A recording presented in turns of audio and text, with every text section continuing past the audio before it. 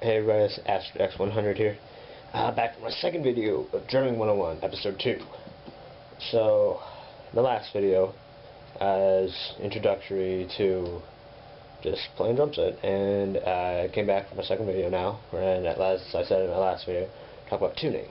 A few notes before we get started.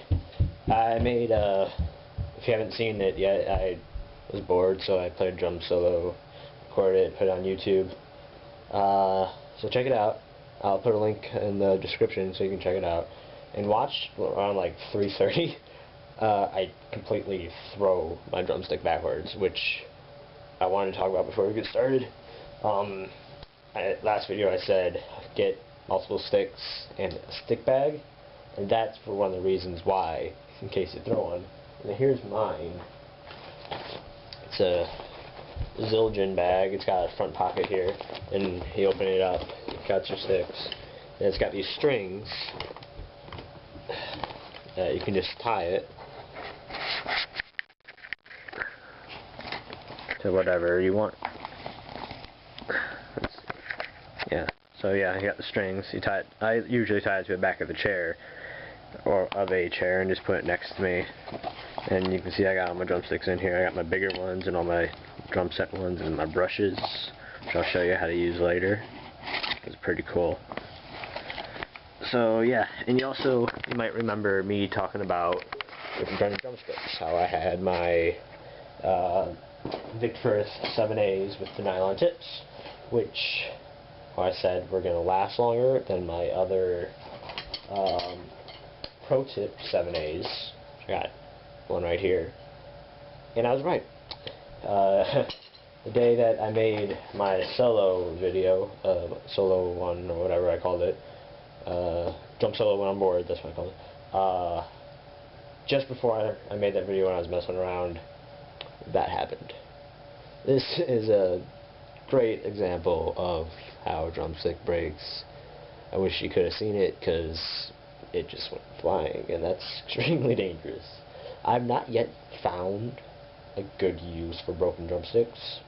I don't really want to throw it away, because it's awesome. I just love playing with it. But if you do find one, a good way for just use of broken drumstick, let me know. I really want one. I've tried so many things that just don't work out. Anyway, today I'm going to talk about tuning, so let's get started with that, shall we? Alright, so first, what you're going to need is a drum key.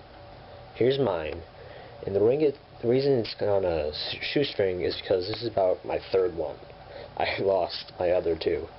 So if you haven't gotten one yet, get one with a hole that goes through there, and put like a shoestring somewhere, so during a show or whenever you can just put it around your neck and you will not lose it.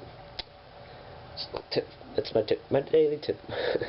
So anyway, so as you can see, here's one of my toms. This is my low tom. And we're going to start by I'm going to show you how to take off the heads. So first, I need to take this off my little dampener. If you haven't checked out my last video yet, check it out. So I'm going to talk about this a little bit, and you can check out what it is. It's a pretty cool little thingy there. Let's see, I need to find a good spot. Okay, anyway. So yeah, you just find these things, put your key on, and loosen it up. And you wanna, whenever you're loosening or tightening a drum head, you always want to do it in a certain way. So I just loosened this one, so then I want to go across the drum to the next one and loosen this one. And then I go to the next one over here. Then across. And then the last one. The reason we want to do this is to get an equal tension around the drum head so that nothing breaks or cracks. And once you get them pretty much loose, you just see, if you don't have to take them all the way off, but I'm just going to show you the inside of it, and just what you should look for, just to clean it up a little bit, make sure everything's tightened up. Alright, so then once you get all the things undone, you take the rim off. Try to keep all the things, all the lugs in there. So you just want to put that aside. But before you do, just check for any dust. Just wipe it off your finger. You don't really need any cleaner. If you want to, you could use it on the metal, but I wouldn't recommend it for the wood on the shell of the drum. But yeah, just clean that off a little bit.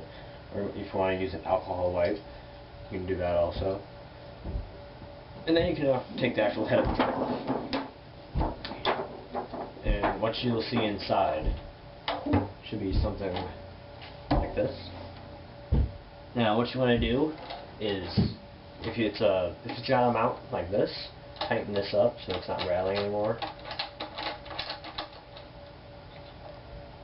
And then you can see with all these little screws on the inside of the rim, you want to go and check every one of those just to make sure they're all tightened down, and all the nuts that are in here. And if you see any dust, there really shouldn't be, wipe it off. And then you do the same thing to the other head. Alright, then once you get all these loosened up, you do the same thing. Just take it off. Check for some dust. Put it aside. Make sure you keep all the things and all the screws in there. Take it off. You always want to check for dust on the inside of the head too.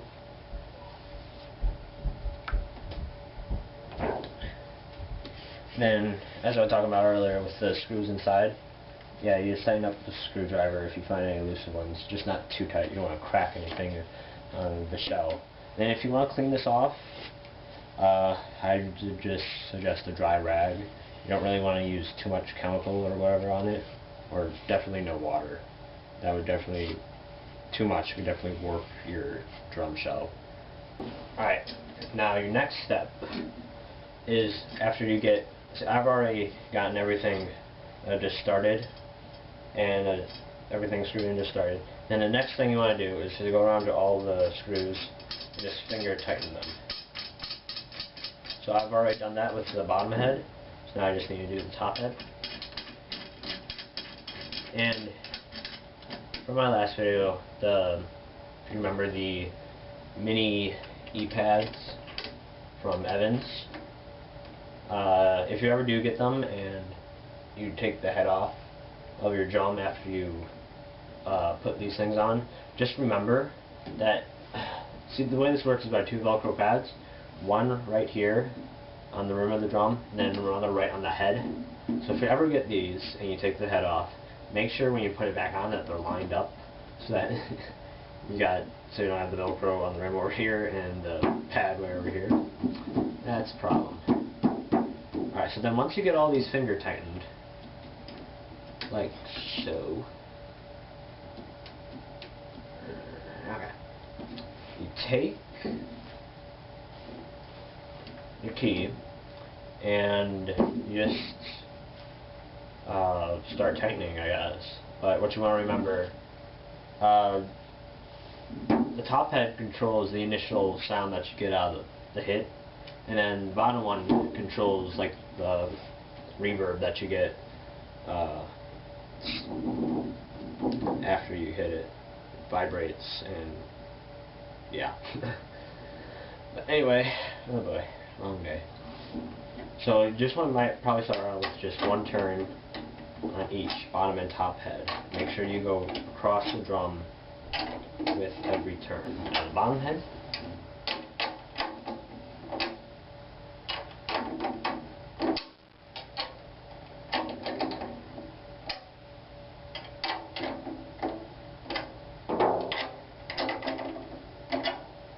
now, as you might have noticed, this particular drum has 5 screws that hold the head down to the shell. So that means that they don't have a screw directly across from it. Just do your best on these drums go with one or the other. Just make sure you get all. You don't really want to get this out of tune. It just sounds weird. And there is a more advanced way to do and tighten these, or the tune drum, besides just going by turn.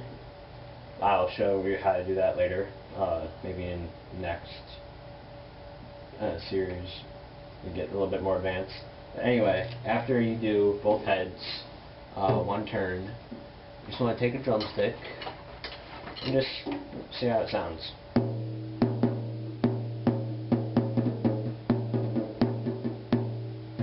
Alright, that sounds good, but what you want to do is to test it with, like, for example, the high tom, to get a good idea of what it's gonna sound like in repetition. Just grab that.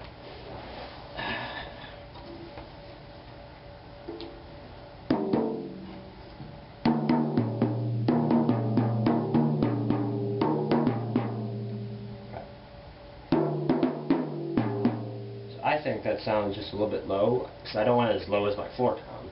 This is the low tom, but so I'm just going to do it like another half turn on each one. Bring it up just a little. Now I'm just doing this on the top. We'll mess with the bottom one later.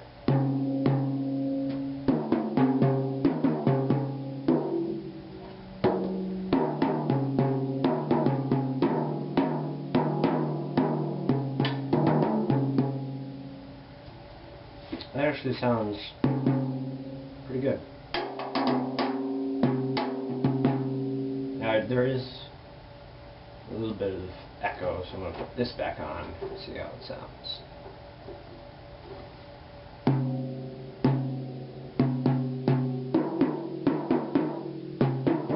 Oh, this sounds like it needs to be tuned also.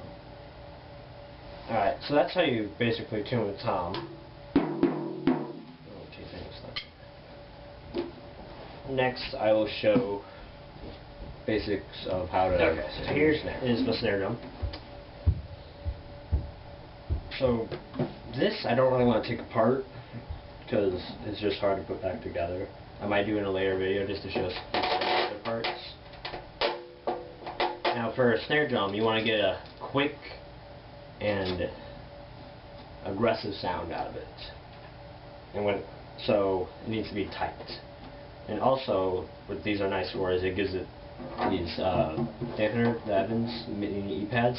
That helps with the shortness of it, because without these things, this thing will ring a lot, which I don't like. So you do the same thing as you would with the tom. Just start loosening it up.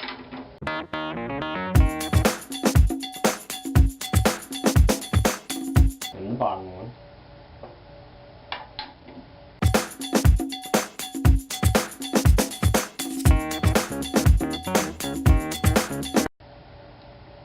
Alright, so once you get all these loosened up, you should get a sound like that.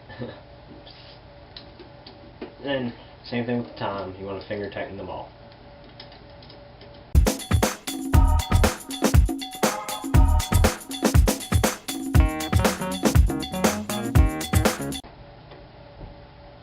Alright, and then once you get all the finger tightened, it should sound something like this.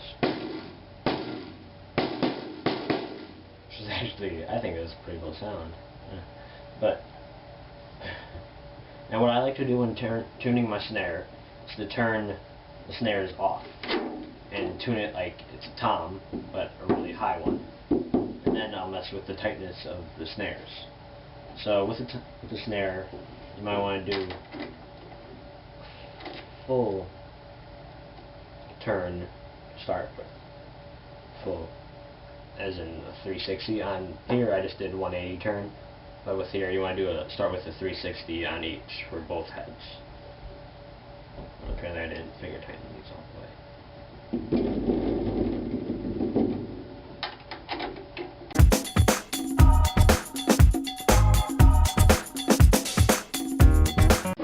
And then once you do that, it should sound something like this. that has a little bit too much ring to it, and it's probably not high enough in pitch. So what you want to do to get rid of all the ringing, is tighten the back, the bottom one, another 180 turn. Just be careful because this is starting to get really tight. You do not want to break your shell.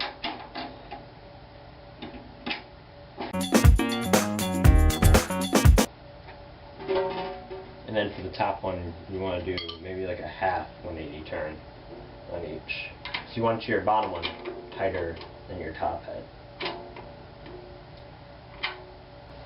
Actually here I'm just doing a 45-degree turn instead of a 90-degree.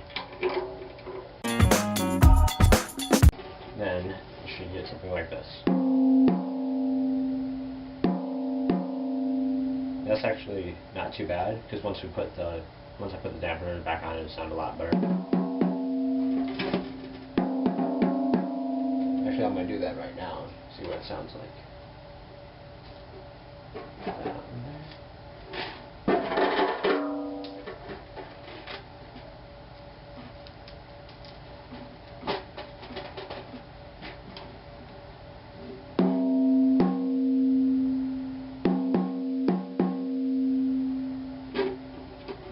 See what it sounds like with snares on.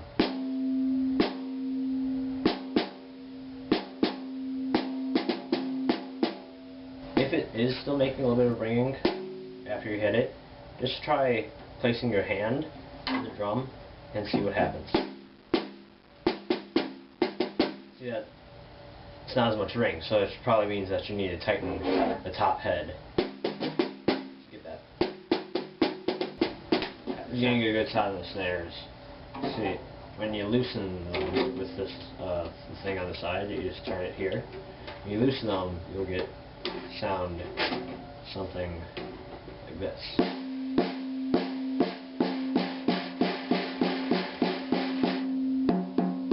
Now they're like completely off. And then when you tighten it, you get a better sound like this.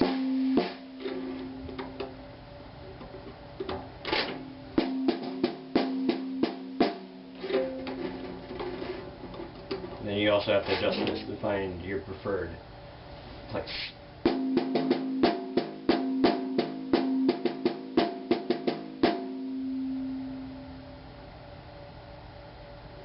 Alright, that's it.